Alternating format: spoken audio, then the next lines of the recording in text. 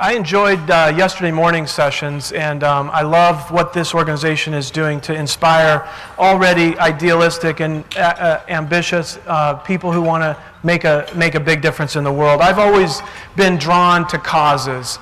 I've always been drawn to, as an entrepreneur, I was a social entrepreneur. I wanted to build things that not only were successful, but that actually made a positive impact in the lives of people. I think we live in a society where sometimes business and capitalism can kind of go too far in one direction without kind of looking at the greater good. And so I'm really drawn to things like this, where you guys together are going to make a huge difference in government and in the world.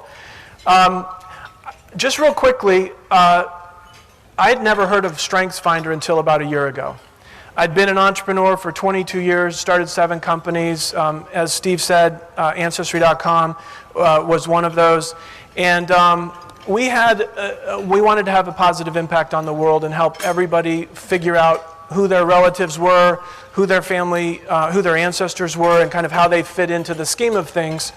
And so that was a great ride. All I knew about Gallup was that they were a polling company. And I think Gallup is the world's greatest brand for polling.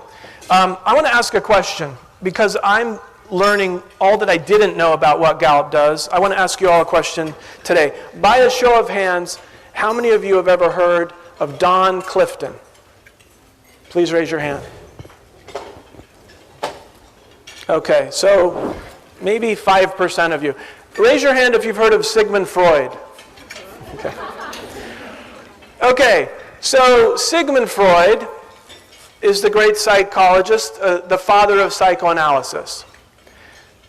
Sigmund Freud, you could look at him and say, his concept was to ask people questions, to dig deep, and to find out what's wrong with them. Okay, I'm going to tell you about a man named Don Clifton, who has come to be one of my greatest heroes. He passed away 10 years ago, but in the 1950s, he was a young graduate student in psychology, and he said, psychology is all about figuring out what's wrong with people. Why don't I study what's right with people? Why don't I find all the successful people and figure out what made them successful? So for 50 years, literally, Don Clifton studied successful people and what made them that way.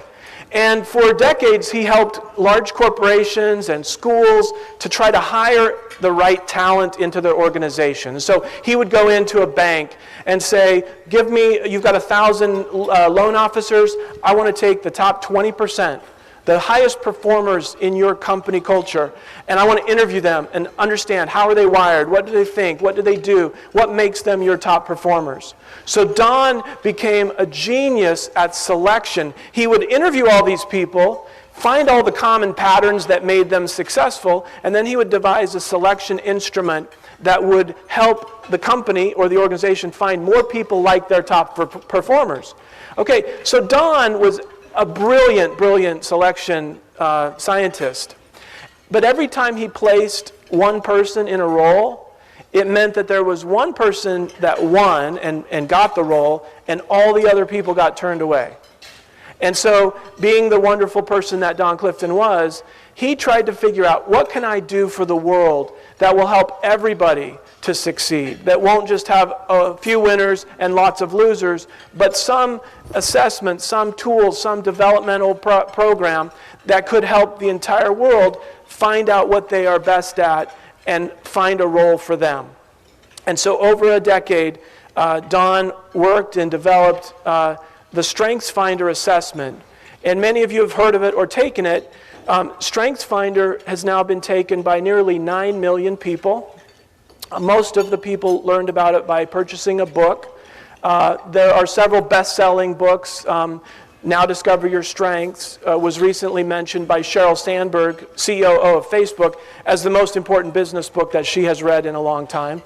And Facebook, for example, is a company culture that decided that StrengthsFinder was so powerful that every employee at Facebook takes StrengthsFinder and lists their top 5 strengths so for all their coworkers to see.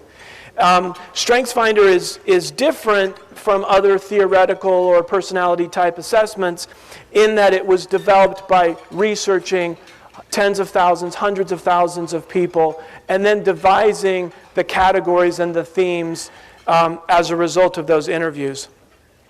So one of the things, Don Clifton is not only the father of strength psychology, he was given a Lifetime Achievement Award by the American Psychological Association in 2002 as the father of strength psychology, but he's also the father of Gallup's current CEO, a man that I admire, a man named Jim Clifton, who is a brilliant leader. His number one strength is futuristic. He thinks in terms of decades, 50, 100 years from now. A couple years ago, Jim decided that Gallup would invest millions of dollars in not just doing polls in the United States. By the way, Gallup is an independent polling agency, never is hired by either political party.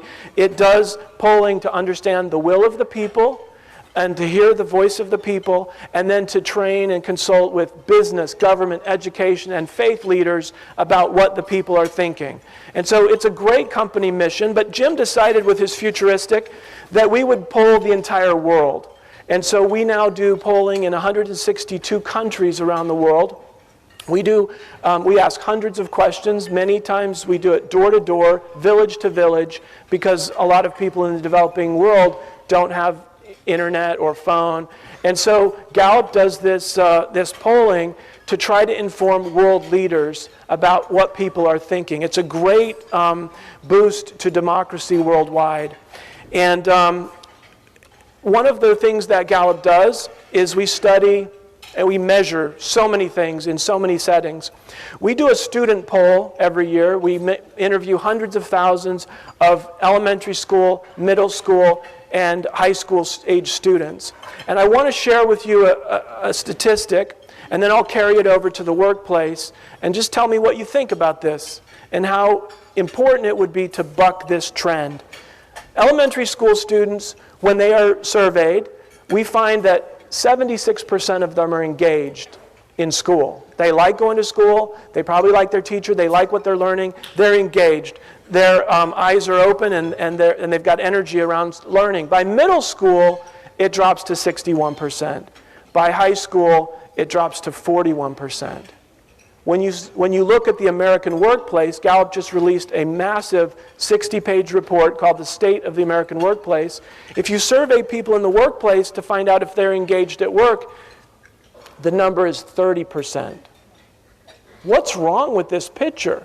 Instead of life becoming more and more exciting and energizing as you discover your talents and what you can do, it's becoming the opposite. It's becoming, we're all trying to be mass-produced. We're all, standardized testing. We all need to be competent at this, and this. And if you're not competent at something, you should double down and focus more of your attention and energy. You got to be good at math. You got to be good at science. You got to be good at writing. We're actually trying to make everybody the same and good at everything. But in reality, we're not wired that way. And so our psychological assessments help you discover the naturally occurring patterns of thinking, feeling, and behaving that you can productively apply. We don't tell you if you have dancing talent or singing talent or if you can throw a football 50 yards. That's not the kind of talent we're talking about. What we're saying is that every one of you has latent talents based on your naturally occurring patterns of thinking, feeling, and behaving, and that if you learn what those are and you understand the concepts and the language and you can talk to your coworkers and your managers and your partners about what your strengths are, you can craft a role for yourself that allows you to be engaged at work every day.